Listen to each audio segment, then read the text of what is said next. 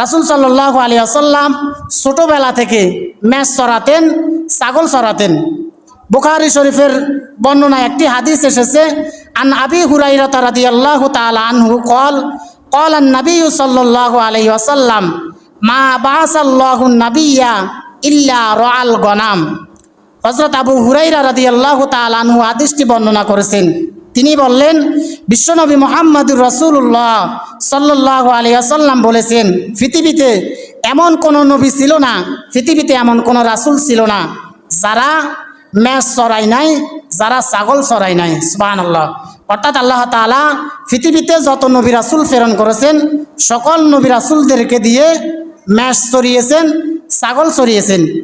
এই কথা শোনার পর সাহাবায়ে কেরাম বললেন, ফাকালা আসহাবুহু আনতা, হে আল্লাহর নবী, হে আল্লাহর রাসূল, আপনিও কি তাহলে মেষ চড়িয়েছেন? আপনিও কি তাহলে ছাগল চড়িয়েছেন? বিশ্বনবী সাল্লাল্লাহু আলাইহি ওয়াসাল্লাম বললেন, নাম, অবশ্যই আমিও ছাগল চড়িয়েছি।